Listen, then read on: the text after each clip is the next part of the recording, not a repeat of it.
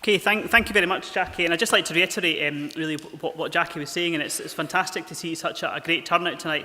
I think when Sharon and I first discussed the potential and the possibility of holding the launch for the programme, we kind of had an ambitious target of 100, but I think looking around here today and looking at the list, we've kind of far exceeded that, which I think is great, and it shows the kind of the enthusiasm that there is out there to support rural Perth and Kinross. Just by way of an introduction to myself, Steve MacDonald. I've been working in the rural Perth and Kinross leader team since the kind of tail end of last year. I think it was beginning of October last year that I started. And also, I think you would have met my colleague Sharon Rice-Jones, who's sitting at the back. Some of you, Sharon's waving. Sharon started just before Christmas, beginning of December, I think it was. So provided some much needed help and support to get things up and running. And we will be recruiting an administrator as well in the very near future who will help with the kind of the claims and the financial side of things. I know many faces in the room, which is great, but I think equally as good as well is a number of new faces that we have in the room as well, which is good because that's one of the key objectives of the programme, is to try and reach out to as many organisations as we possibly can. Some of you may have experience of Leader before, and some may be new to it, but I hope by the end of tonight's session that you'll agree that it represents a really good opportunity for rural Perth and Kinross to deliver real kind of community and economic change for the area. As Jackie mentioned, we were previously part of the Tayside-wide programme, but I think the fact that we have our own Perth and Kinross programme this time around enables us to develop something a bit more localised that maybe meets the needs of our particular area. So I think that, again, that represents a real opportunity for us. We obviously have a pot of money available, but I think myself and Sharon and the Leader team, but also the local action group as well, we feel that Leader's about more than just the pot of money. And I think in order to kind of deliver long-term sustainability, a major part of the programme for us is building capacity, building networks throughout the area. And I think that will help not just during the life of this programme, which we're going to talk about, but it will also help with the long-term sustainability of Leader and the impact it will have in our particular area. The aim of tonight really is to provide a comprehensive overview of the programme, which hopefully we will achieve, but also I think just as much as to maybe kind of stimulate some ideas and thoughts of projects and ideas that you may have already or maybe in the future that you think Leader could potentially help with. So I'd just like to begin just by giving a kind of a quick profile of the area, just to remind ourselves really, kind of where we're working with. The rural Perth and Kinross Leader area that covers all the Perth and Kinross Council area, with the exception of Perth City and Scone being the urban settlements, and also the area included within the Cairngorms National Park. Now, I know we're kind of northern end of Perthshire here, so there may be some organisations who are based in the Cairngorms National Park. It's not to say that you won't benefit from Leader, it's just that you'll fall under the remit of the Cairngorms National Park Leader programme. Now, a big part of the programme is working in partnership and working in cooperation with different local action groups, so in all likelihood you probably will work in with us, but the Cairngorms will obviously take the lead partner role in that. We've got a very substantial area, 5,300 square kilometres, and a population of 94,000 people, which isn't insignificant. And I think it's sometimes important to maybe remind ourselves of that statistic. I mean, I think with Perth getting city status, quite rightly the council's played on that and really promoted Perth City as a place to come and invest. But more people live outside Perth City in the local authority area than actually within it. So I think this programme gives us a really good opportunity to promote rural Perth and Kinross as well as a place to invest and do business in. I've kind of divided it into 4 sub-areas there, which I think kind of work geographically, but also kind of socio-economically as well. They've all got their kind of different strengths, weaknesses, opportunities. So we have, obviously, to the south, we've got Kinrossshire with a population of approximately 18,000, with Kinross being the main settlement. Strathearn in the west, obviously, with kind of Auchterarder and Crieff being the main settlements with a population of 21,000. Highland Perthshire, obviously kind of where we are tonight, with a population of 20,000, and probably slightly different from other areas, and it's a bit more diverse, and there's let's say different challenges probably for the Highland Perthshire area, and Eastern Perthshire as well, obviously with kind of Blairgowrie, Cupel, Angus, Meagle, etc. Those kind of particular towns there. The rural Perth and Kinross economy as well, I mean, many in the room will be aware of the kind of the makeup of the economy, but I think our rural economy is fairly robust, comparable to other areas in its kind of existing format, but we do have a number of kind of local challenges that hopefully Leader can help to address and hopefully rectify. Tourism is obviously a huge sector for Perth and Kinross, and we have fantastic natural landscape here, but we've also got very strong cultural assets as well. And I think tourism is something that will run. I think it has done previously in leader programmes, and I think it will again run strongly throughout this programme. But not to forget, we have other key sectors as well within Perth and Kinross. Food and drink, obviously, agriculture, renewables is a fast and growing sector, forestry, land management. There's a kind of fair mix, which I think contributes to us having a fairly kind of robust rural economy. We're not particularly reliant on one area. So that's just a very quick summary of the profile, just to kind of remind us of what it is we're dealing with. So what exactly is the Rural Perth and Kinross Leader? Well, first of all, I've been asked on a number of occasions what LEADER stands for. It's actually a French acronym, and I won't embarrass myself by trying to pronounce that in French, but I think really what it stands for is Actions for Local Rural Development. So that's obviously what we're about. LEADER's a bottom-up method of delivering support to communities for rural development. I think the term bottom-up is one of these phrases that's probably maybe overused in the current climate, but I do genuinely think that this LEADER programme gives us the chance to achieve that. I think different from other programmes, each local area has been given far more scope and far more flexibility to deliver local development strategies that meet their particular needs of that area than maybe we did in previous programmes. And we have our local development strategy, which is available on our website, and that's really the guiding light really of what we're trying to achieve at a kind of strategic level. But I think what we're looking for from you guys and further afield, obviously, is projects and ideas and activities that go towards contributing to that. But we've kind of set the framework, and we're looking for you guys to come up with the ideas and the projects that we can help to support. The grants are awarded by local action groups. Jackie's mentioned our local action group, which we've had up and running here in Perth and Kinross for quite some time now. It kind of preceded my time in the post, so we've got a little bit of momentum up, and we've got a lag that's got lots of experience and skills on it. There's 21 lags across Scotland who are obviously all kind of supporting the delivery of a local development strategy. In Perth and Kinross, we've got a local development strategy signed off by the Scottish Government, so we're in a good place in terms of we're good to go. You see that the second bullet point there is kind of what we're trying to do, and hopefully we will achieve this, aiming to increase support to local rural communities and micro businesses, build knowledge and skills, encourage innovation and promote cooperation in order to tackle local development objectives, the ones that are set out in our local development strategy. And finally, LEADER's part of the Scottish Rural Development Programme. Again, some people will have experience of the SRDP, good or bad, I'm not sure which that would be, but it's a mammoth and kind of complex beast really that compromises many different strands, but of that, LEADER is a kind of key part of that and a key part to delivering a successful SRDP.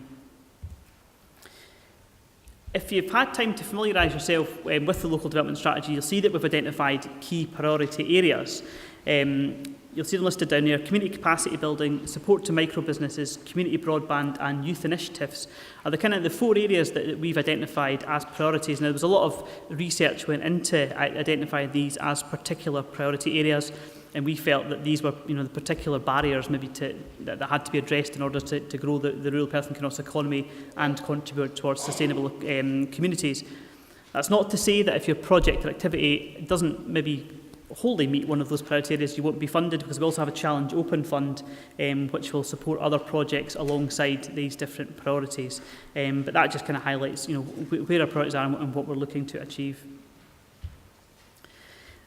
As is often the case with some of these large funding programmes, the aim of the Rural Perth and Kinross Leader is kind of fairly broad brush, and I think gives a bit of scope and flexibility for a number of projects and activities to fit within it. But just to maybe to reiterate, the aim is to support communities and micro businesses in rural Perth and Kinross to be stronger, more confident and inclusive, to lead or contribute towards local economic or community development. So leading on from that, I'll talk about the strategic objectives that we have, which maybe give a better fit in a couple of slides' time. But maybe just to move on to the kind of operational side, which, given we're launching the programme tonight and we're kind of now open for business, is obviously very pertinent probably to what you're looking to find out tonight. The programme runs really from now, and we got the application form in from the Scottish Government at the tail end of last year, but we're obviously launching the programme tonight, so we're really running from January 2016 to December 2020. We did get quite a bit of interest in before that. The programme was due to be up and running in 2014. However, as often is the case with these programmes, we had a little bit of a delay.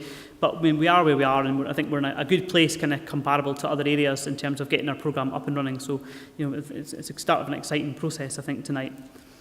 We've got 3.8 million leader funding allocated. As Jackie mentioned, I think if you kind of take it pro rata from the Tayside programme last time around, we've actually got more money to spend, and I think in the current climate that's quite an unusual state of affairs, really, and a real achievement for those who kind of put the bid together, I think, and we've done pretty well, and again kind of comparable to other areas. There is a match funding requirement to leader. We've been given the guidance from the Scottish Government, and we've still to finalise, I think, at a local action group level exactly what the intervention rates will be. But I think if you kind of go away from tonight's session thinking 50% is probably the guidance that we maybe give from a local action group. There can be a little bit of flexibility perhaps now, but that's maybe kind of at this stage, and that will be confirmed in due course, but at this stage that's kind of what the local action group are looking at, is maybe a kind of 50% intervention rate. So that means if you have a project of, for example, £10,000, leader could potentially fund up to £5,000 of that, and you'd be required obviously to find the match funding for that. The programme is open to public, private and third sector organisations. Previously, I think Leader was very much associated, it was almost like in the community side of the SRDP, but this time around individual businesses are able to apply to the programme, and I think that's a good alignment, and I think recognises the role that the individual businesses play within local communities, and the role they have within that. So I think that's a good alignment, and I think it gives a bit more scope this time around to deliver kind of real change. In terms of the process, quite a number of people I know in here have already submitted their expression of interest form.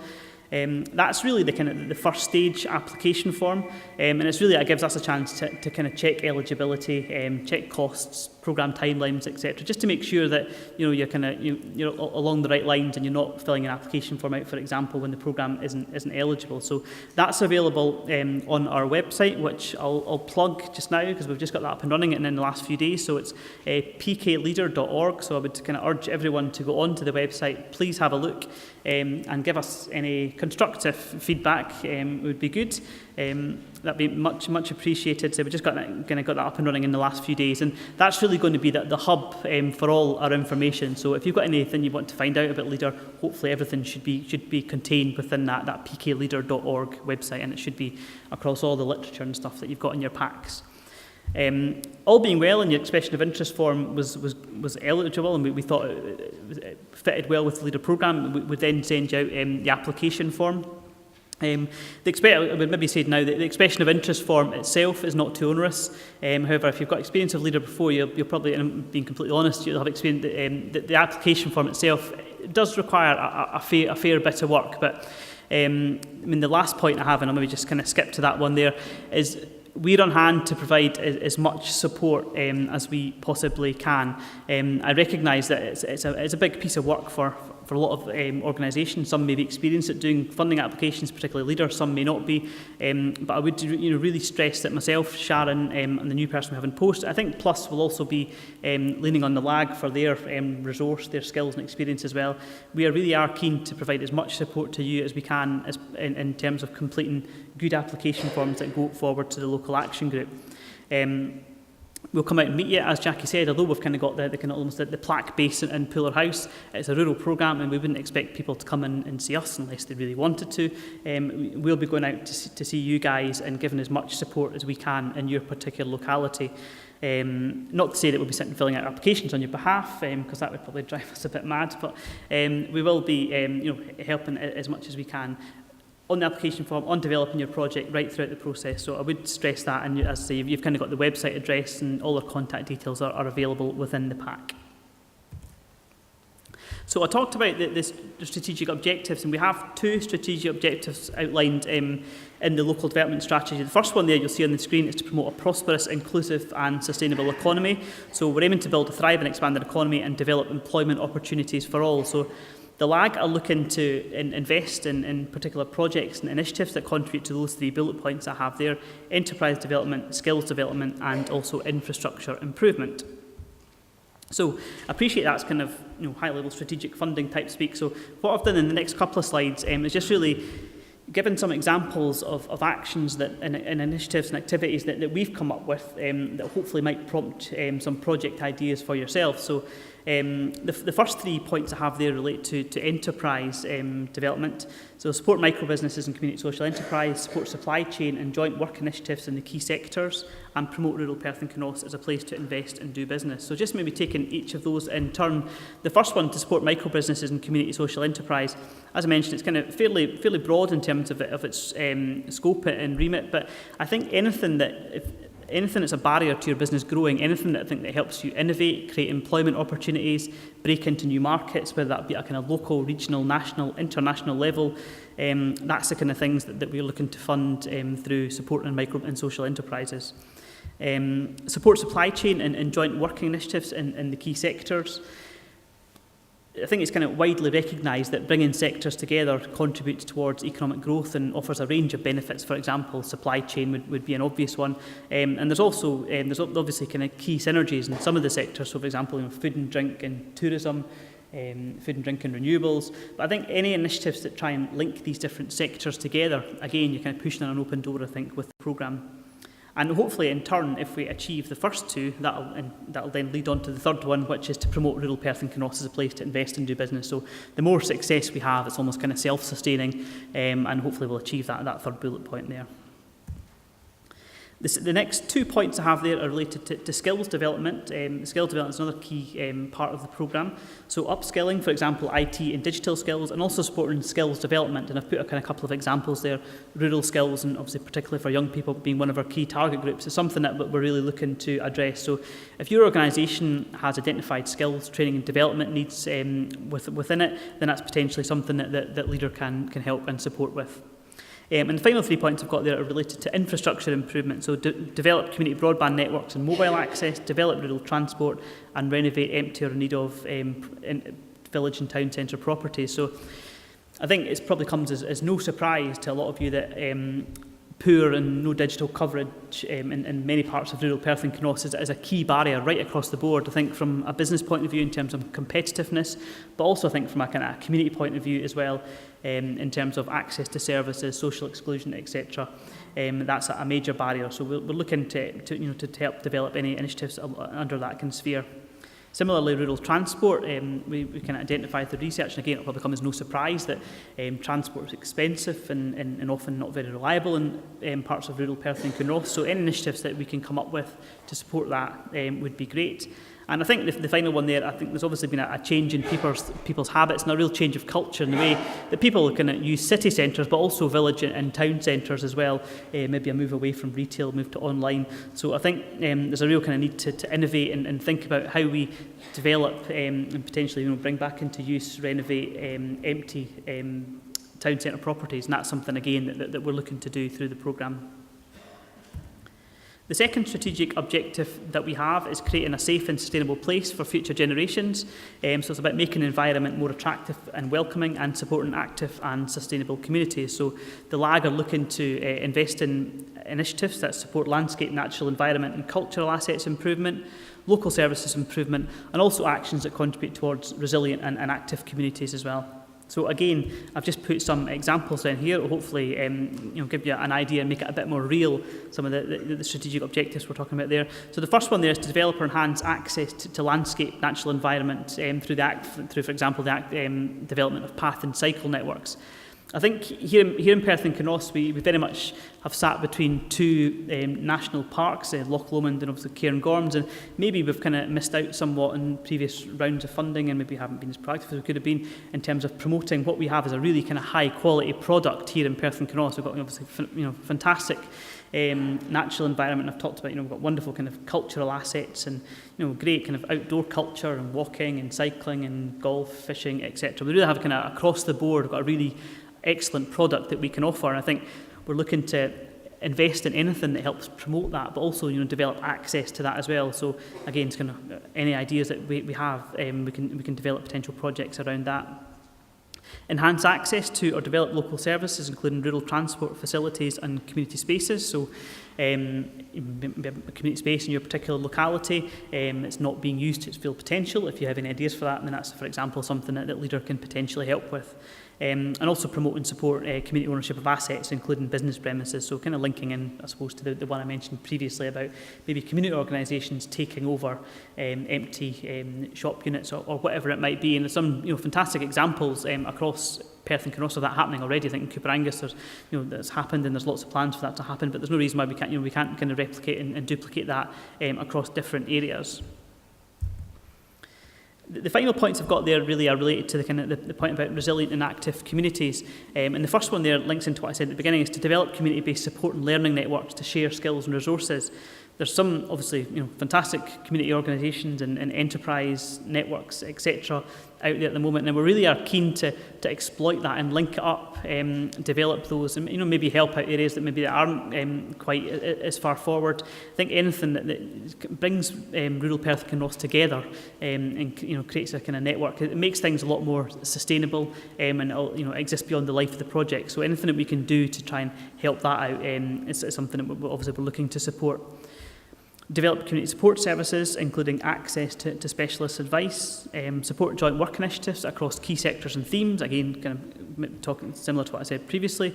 Support initiatives for young people. Young people is obviously a key target group, and I think it's probably fair to say that if we're going to create sustainable rural communities, then getting young people involved in the community, giving young people access to employment opportunities is absolutely critical if we were to achieve that. So any initiatives that we can get for young people is something that we'd really appreciate, and I think that's something we probably need to do a little bit of work as a lag, is to try and engage with young people and get them involved in the process, because that's we probably not there at the moment. So that's something that we're really looking to do. So any kind of comments and suggestions from yourself would be much appreciated for that.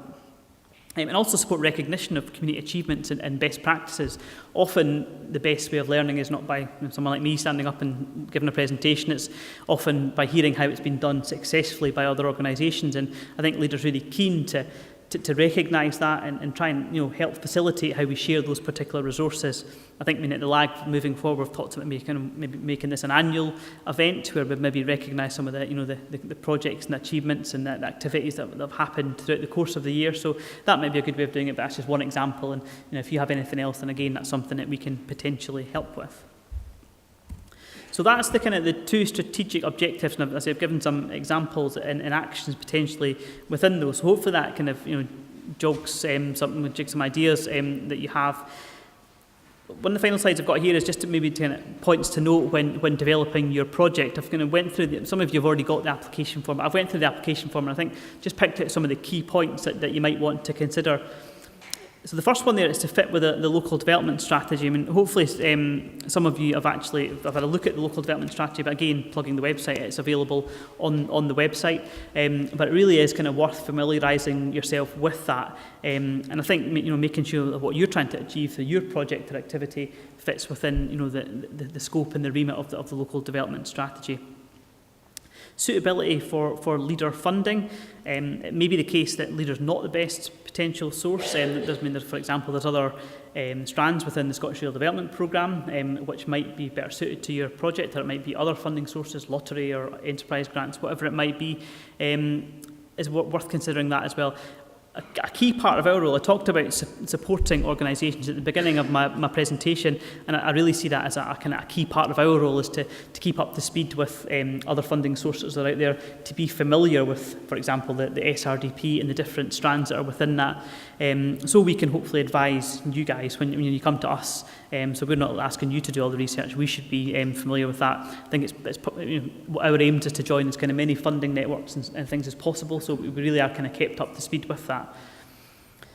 Partnership working, I've kind of touched on it previously, but I think that's a key part of the whole Leader ethos, basically, and I think probably even more this time around. So I think at the beginning of your project, it's really a case of identifying potential partners that you might have for delivery. I think in the long term, that obviously helps with capacity and sustainability as well. But I think on a local level, it's identifying potential partners, but also kind of moving beyond that as well. And as a key part of the programme is we really are keen to work with other local action groups in Scotland, but also beyond as well. I mean, kind of leaders of a kind of European-wide initiative. So again, that'll be part of our role, is to work with other LAGs, to work with other partners in Europe, for example. So if you have a particular project, we can hopefully facilitate and link up your project if we see there's benefit with other areas. But I think identifying your kind of potential project partner at the beginning of the project is really helpful. And I think as well, it avoids that whole thing of duplicating maybe something else that's happening in the area. So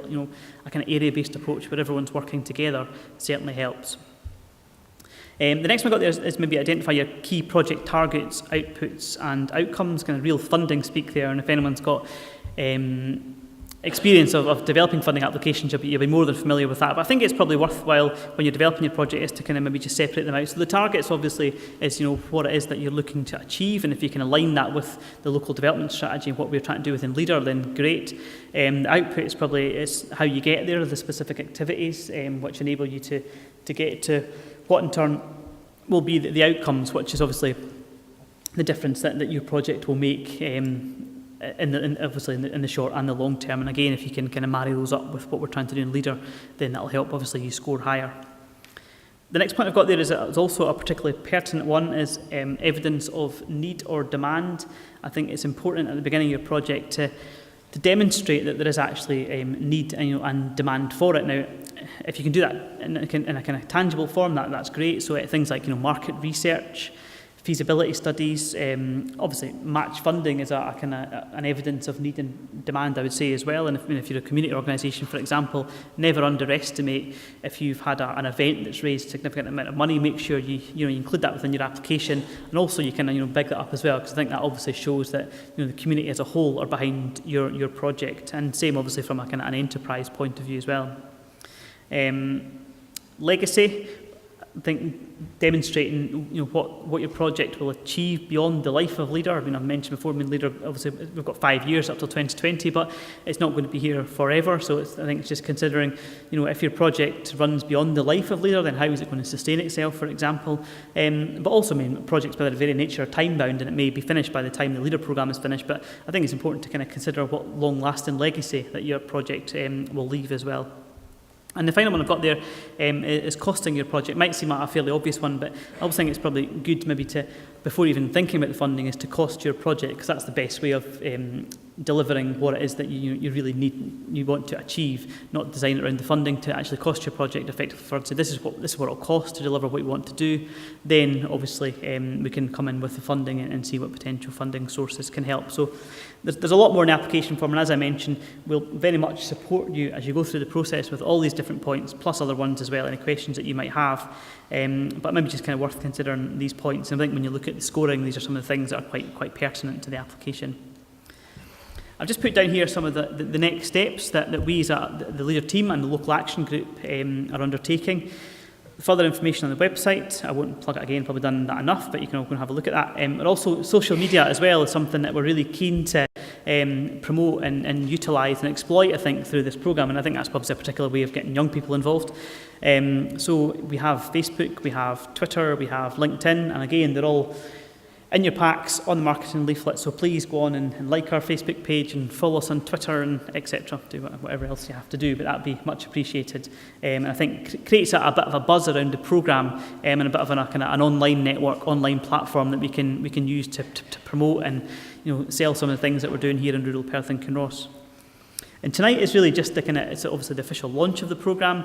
What we plan to do on the back of this is host a series of kind of workshop sessions in locality, so we'll be kind of out on tour, so to speak, where we'll have obviously smaller sessions where we're able to dedicate a little bit more one-to-one support to organisations. It's obviously very difficult in a room and with the numbers we have tonight to speak to people about their projects on a kind of detailed basis. So we will be out in your localities, and all that information will be available on the website. We'll get that up ASAP in terms of the programme that we'll have, but as I say, we'll be out and about, and it'll be very much kind of drop-in sessions where we'll be spending a particular day in a particular part of rural Perth and Kinross, where you can just drop in or you can make an appointment. We can be flexible to meet your needs, and that will give you the opportunity to work with us to develop your project and hopefully your application form.